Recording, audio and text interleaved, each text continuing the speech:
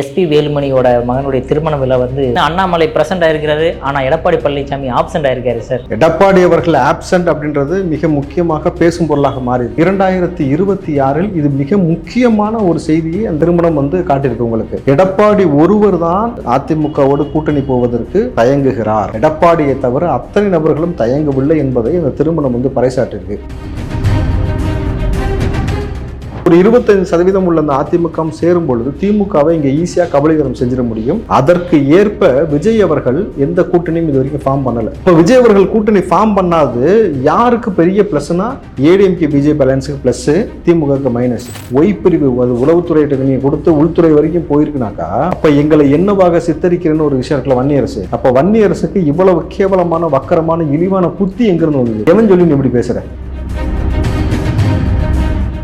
ஸ்டாலினே நேரடியாக வந்து உனக்கு பிரச்சாரம் செய்யட்டும், நீ தோற்பது என்பது உறுதி. உன் வாயை வச்சுட்டு வண்டி நீ சும்மா இல்லாமல் இந்த போல விஷயம் நீ பேசி இருக்கணும் பொழுது இதற்கான எதிர்வினை நிச்சயமா ஆற்றப்படும். ரம்ஜான் மாதம் ஆரம்பிச்சிருச்சு, உடனே இந்த நோம்பு கஞ்சி குடிக்கிறது, இஃப்தார் நிகழ்ச்சியில கலந்துக்கிறது, அங்க வந்து ஏறிக்கிட்டு இந்த ஒரு நாடகம் போடுற வேலையை இதோட நிப்பாட்டிட்டு சரியான ரோசமுள்ள ஆம்பளை அதற்கான ஆதாரத்தை வெளியிடு. வன்னி அரசு உண்மையுமே நீ சோத்துல உப்பு போட்டு திங்கிறனா இஸ்லாமிய மேடைகளை இனிமேட்டு ஏறாது. எஸ்பி வேலுமணி தலைமை பொறுப்பை ஏற்றுவிட்டார் சசிகலா உள்ள வந்துருவாங்க. ஓபிஎஸ் எந்த நிபந்தனை இல்லாம உள்ள வந்துருவார். டிடிவி கட்சியை கழிச்சிட்டு வந்து பழையபடி சேர்ந்துருவாரு. ரெட்டை இலை மறுபடியும் அவர்களுக்கு கிடைச்சிடும். யாரு பின்னாடி எல்லாமே இருக்கிறாங்கன்னு ஒரு விஷயம் இருக்கு. இங்க வந்து செங்கோட்டையெல்லாம் கட்சியை வந்து தலைமை கைப்பற்ற முடியாது. எடப்பாடி இல்லாட்டி எஸ்பி தான்.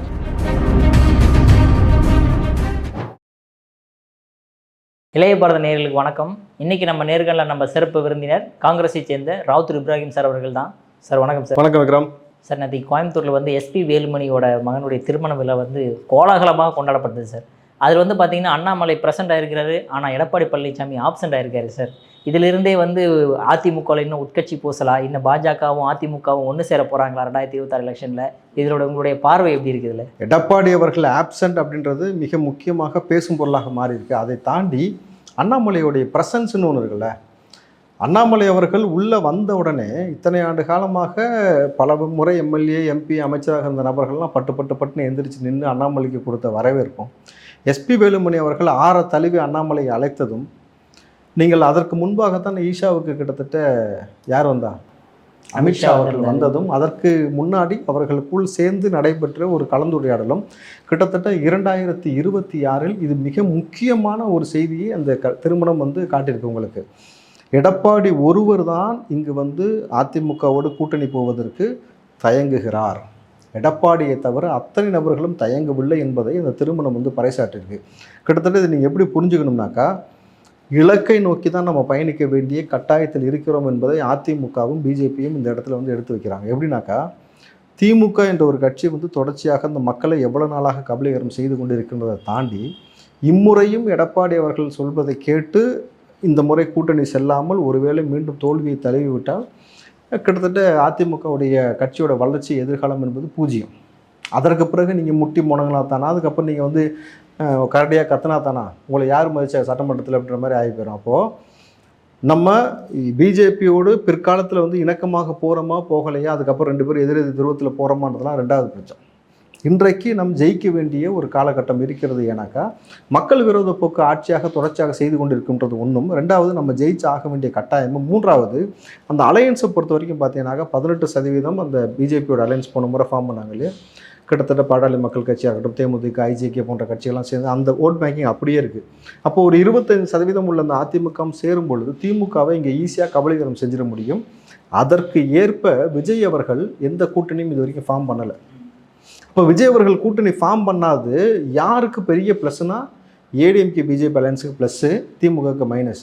எந்த வகையிலனாக்கா, எந்த நலனுமே சிறுபான்மைக்கு செய்யாமல் எந்த வழியும் இல்லாமல் மக்கள் வந்து போய் ஓட்டு போட்டுக்கிட்டு இருந்தாங்க. யாருக்குமே வந்து இங்கே வந்து இவங்க 2 பேர் அலையன்ஸ் வைக்கிறதுனால, பிஜேபியோட அலையன்ஸ் போடுறதுனால சிறுபான்மை ஓட்டு வந்து இங்கே போகாமல் இருந்துச்சு. ஸோ எந்த நல்லது செய்ய திமுகவுக்கு ஒரு வழி இல்லாமல் போட்டுக்கிறதுனா ஒரு ஆப்ஷன் இல்லாமல் இருந்தது.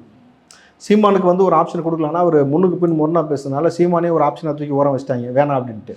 அப்போது இந்த இடத்துல அந்த சிறுபான்மை ஓட்டை கன்சால்டேட் பண்ணக்கூடிய வேலையை யார் இந்த முறை செய்வார்னா விஜய் அவர்கள் செய்கிறார். அப்போ விஜய் அவர்களுக்கு சிறுபான்மை ஓட்டு அங்கே போயிடுச்சுனாக்கா இப்போ டிசைடிங் அத்தாரிட்டின்றது அந்த பக்கம் போயிடுச்சு. அப்போ சரிசமமாக பிரியும் பொழுது இந்த பலம் வாய்ந்த இந்த ஏடிஎம்கே பிஜேபியோட அலையன்ஸுக்கு வந்து பார்த்தீங்கன்னாக்கா வெற்றி வாய்ப்பு அதிகமாக இருக்கும் பொழுது திமுக நிச்சயமாக கூப்புக்கு போகும். அப்போ இதை உணர்ந்து இவர்கள் என்ன ஒரு கபட நாடகம் செஞ்சாங்கன்னா, திமுக சொல்லி செஞ்சாங்களா, திருமா சொல்லி செஞ்சாங்களா, இல்லை வந்து வன்னியரசுக்குள்ளேயே ஒரு வன்மமான கேவலமான ஒரு புத்தி இருந்துச்சான்னு தெரியல. சட்டமன்றத்தில் இஸ்லாமிய தீவிரவாதின்ற வார்த்தையை எப்படி கலைஞர் கருணாநிதி பயன்படுத்தினாரோ அதே போல் ஊடகத்தில் உட்கார்ந்து கொண்டு வன்னியவர் சொன்ன வார்த்தை விஜய் அவர்களுக்கு ஒய்பிரிவு பாதுகாப்பு கொடுத்துருக்காங்க இல்லையா, அதற்கு வந்து விஜய் தரப்பிலிருந்து இஸ்லாமியர்களால் எங்களுக்கு அச்சுறுத்தல் இருக்குது, அவங்கள்ட்ட பாதுகாப்பு வேணும்னு இவங்க கேட்டதின் அடிப்படையில் தான் ஒய்பிரிவு பாதுகாப்பு கொடுத்தாங்கன்னு ஊடகத்தில் பதிவு பண்ணிட்டாரு. கிட்டத்தட்ட அது எப்படி ஒரு அதிர்வலை ஏற்படுத்தினாக்கா, இஸ்லாமியர் என்றாலே தீவிரவாதி போலவும், இங்கே நாங்கள் கொலை செய்வதை மட்டுமே நோக்கமாக கொண்டிருப்பது போலவும், வெறும் நடிகர் இல்லை தம்பி, ஒரு கட்சியுடைய தலைவராயிட்டார். இன்டர்நேஷ்னல் ஒரு முகம், எல்லாத்துக்கும் தெரிந்த ஒரு முகமாக இருக்கக்கூடிய நபர்களுக்கு இஸ்லாமியர் பேராபத்தாக இருக்கிறாங்கன்னு ஒய்பிரிவு, அது உளவுத்துறையிட்ட நீங்கள் கொடுத்து உள்துறை வரைக்கும் போயிருக்குனாக்கா, அப்போ எங்களை என்னவாக சித்தரிக்கிறேன்னு ஒரு விஷயம் இருக்குல்ல வன்னியரசு. அப்போ வன்னியரசுக்கு இவ்வளவு கேவலமான வக்கரமான இழிவான புத்தி எங்கிருந்து வந்தது? எவன் சொல்லி நீ இப்படி பேசுகிற? அண்ணன் திருமாவளவன் இந்த மாதிரியான வார்த்தையை உனக்கு சொல்லி பேச சொன்னாரா? அதற்கு எனக்கு தெரிந்த வரைக்கும் வாய்ப்பு கம்மி. ஒருவேளை அவர் சொல்லியிருந்தாருன்னா அதற்கு அவர் விளக்கம் கொடுக்கணும். இல்லை திமுக சொல்லி செஞ்சியா, இல்லை உனக்கே சாதிய புத்தியா, எங்களை நீ என்னவாக பார்த்தன்னு ஒரு விஷயம் இருக்குல்ல. அப்போது வன்னியரசு உண்மையுமே நீ சோத்துல உப்பு போட்டு திங்கிறனா இஸ்லாமிய மேடைகளை இனிமேட்டு ஏறாது. இஸ்லாமிய நிகழ்ச்சியில் கலந்துக்கிறது, இப்போ இந்த ரம்ஜான் மாதம் ஆரம்பிச்சிருச்சு, உடனே இந்த நோம்பு கஞ்சி குடிக்கிறது, இஃப்தார் நிகழ்ச்சியில் கலந்துக்கிறது, அங்கே வந்து ஏறிக்கிட்டு இந்த ஒரு நாடகம் போடுற வேலையை இதோடு நிப்பாட்டிட்டு சரியான ரோசமுள்ள ஆம்பளை அதற்கான ஆதாரத்தை வெளியிடு. ஒய்பிரிவு கேட்டாங்கிறதுக்கு ஆதாரத்தை வெளியிடு, இல்லாட்டி பகிரங்கமாக மன்னிப்பு இல்லைன்னா வன்னி நீ எந்த தொகுதியில் நின்னாலும் நீ ஏன் போன முறை வன்னி மண்ணு தோற்று போன இப்போ தெரியுது அவனுக்கு. இந்த வக்கர புத்தினால தோற்ற இம்முறை சிறுபான்மை மக்களும் சரி, தலித் மக்களும், இஸ்லாமிய மக்களும், கிறிஸ்தவ மக்களும் உன்னை தோற்படுகிறதுல முனைப்பாக இருக்காங்க. ஏன்னா கிறிஸ்தவமும் சரி, இஸ்லாமும் சரி, உலகம் முழுக்க இருக்கக்கூடிய ஒரு மார்க்கம். அந்த மார்க்கத்தின் மீது நீ ஒரு களங்கத்தை கற்பிக்கிறேனாக்கா, அவர்களை தீவிரவாதை போல் சித்தரிக்கிறேனாக்கா, ஒரு ஓட்டு பிச்சைக்காக வாங்குற 200 ரூபாய்க்கு மேலே நீ பேசிகிட்டு இருக்கிற, நீ இப்போ 200 ரூபாய்க்கே சமாளிட்ட. நிச்சயமாக இந்த அஜெண்டா யார் செட் பண்ணி கொடுத்துன்னு எனக்கு தெரியும். இந்த அஜெண்டா செட் பண்ணாமல் நீயா தனிப்பட்ட முறையில் உங்கள் கருத்தாக இருந்துச்சுனாக்கா, இல்லை திமுகவுடைய கருத்தாக இருந்துச்சுன்னா, இல்லை திருமாவளவன் கருத்தாக இருந்துச்சுன்னா, ஒட்டுமொத்த இஸ்லாமிய சமூகத்துடைய வெறுப்பை நீங்கள் சம்பாதித்திருக்கிறீர்கள். இப்போ இதற்கு மேலே வன்னி வந்து கிட்டத்தட்ட மிகப்பெரிய இதற்கான எதிர்வினையை அவர் சந்திக்க நேரிடும். அரசியலுடைய அழிவு வன்னிக்கு தொடங்கி விட்டுருச்சு. நீ எந்த தொகுதியில் நிற்க, திமுக மொத்தமாக இறங்கி கூட உனக்கு எல்லாரும் வேலை செய்யட்டும், ஸ்டாலினே நேரடியாக வந்து உனக்கு பிரச்சாரம் செய்யட்டும், நீ தோற்பது என்பது உறுதி. உன் வாயை வச்சுட்டு வன்னி நீ சும்மா இல்லாமல் இந்த போல விஷயம் நீ பேசிட்டு இருக்கிற பொழுது இதற்கான எதிர்வினை நிச்சயமாக ஆற்றப்படும். ஆனால் திரும்பவும் நான் தான் சொல்கிறேன், இஸ்லாமிய மேடைகளில் ஏறாது, ரோசம் இருக்க ஆம்பளைன்னு ஏறாது.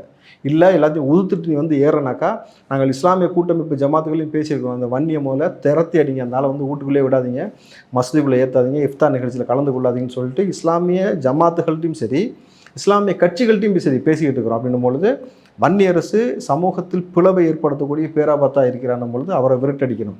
இந்த பக்கம் அப்படி வந்துடுவோம்.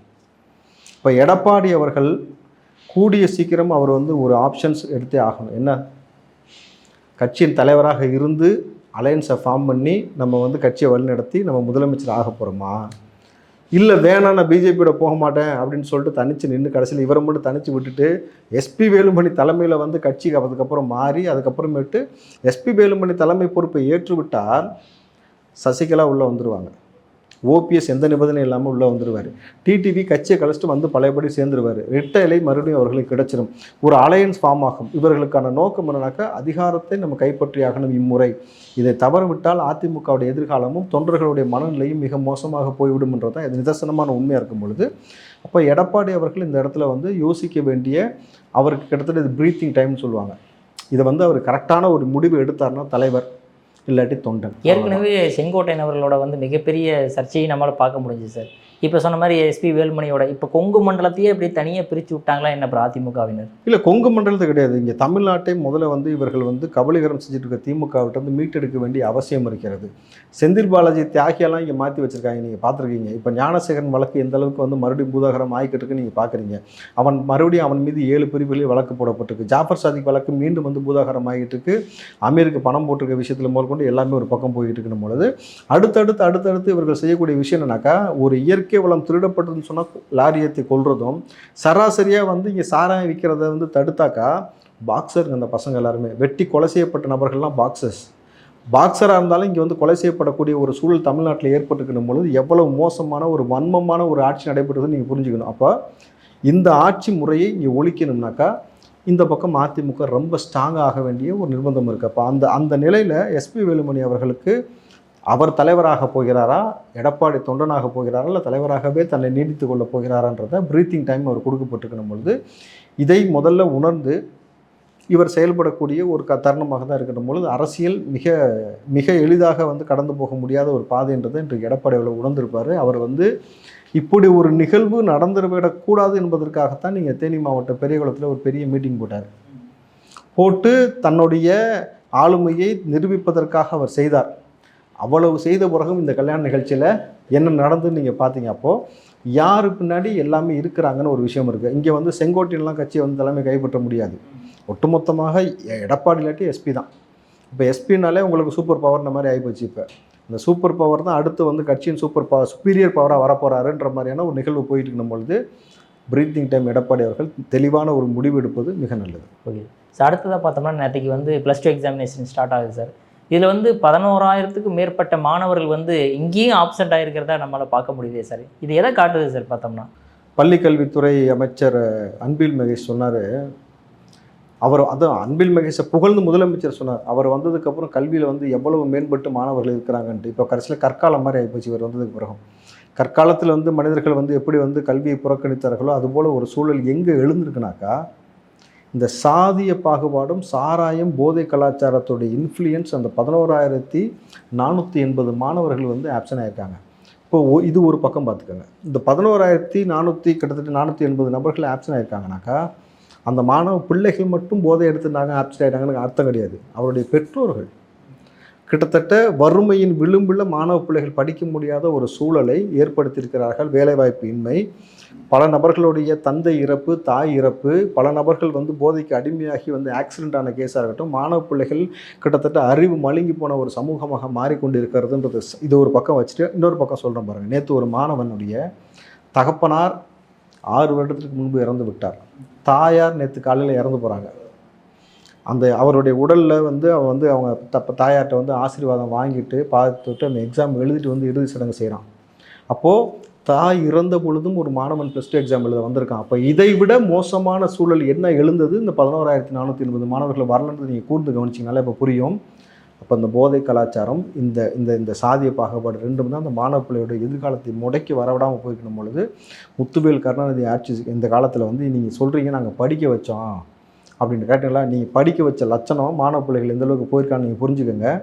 இந்த லட்சணத்தில் இப்போ பார்த்தீங்கன்னாக்கா இது ஒரு பக்கம் போயிட்டுருக்குல்ல, இந்த 2 நிகழ்வுக்கு மத்தியில் இப்போ மறுபடியும் ஒரு மாணவி நீட்டுக்காக சூசைட் பண்ணி இறந்துருக்குறாங்க. அப்போது இதுலேயும் மறுபடியும் ஒரு ஊட்டுவானுங்க. இந்த பார்த்தீங்களா இப்படி ஆகிப்போச்சு அப்படி ஆகிப்போச்சுன்னு. இது வரைக்கும் தமிழ்நாடு அரசு ஒரு அரசாணை வெளியிட துப்பு இல்லை. நான் தான் முன்னாடி சொன்ன மாதிரி ஸ்கூலு திமுககாரன் வச்சிருக்கிறான், காலேஜ் அவன் தான் வச்சிருக்கிறான், ஹாஸ்பிட்டலில் அவன் தான் வச்சிருக்கிறான், சாராய ஃபேக்ட்ரி அவன் தான் வச்சிருக்கிறான், படிச்சலாமன்ட்டு குடிச்சலாமன்ட்டு செத்தாலாமன்ட்டுன்னு போயிட்டு இருக்கும் பொழுது ஒரு அரசாணை மாணவ பிள்ளைகளுக்கு நீட்டுக்கு அரசாங்கமே நாங்கள் பயிற்சி கொடுக்கணும்னு சொல்கிறதுக்கு துப்பு இல்லை. நீ மத்திய அரசு கல்விக்கு நிதி கொடுக்கல கொடுத்த நிதி இருக்குது. இங்கே தமிழ்நாடு மூலமாக ஈட்டப்பட்ட வருவாய் உங்கள்கிட்ட இருக்குது. டாஸ்மார்க்லேருந்து எவ்வளவோ எங்கள் தாலியெல்லாம் உருவிட்டு சம்பாதிக்கிறீங்களா, எவ்வளவோ பணம் இருக்குது, எவ்வளவோ திட்ட வடிவம் இருக்குது. இதை வச்சுட்டு ஒரு 2 ஆசிரியர் எக்ஸ்ட்ரா போட்டு சம்பளம் கொடுக்கணும், துப்பு இல்லையா?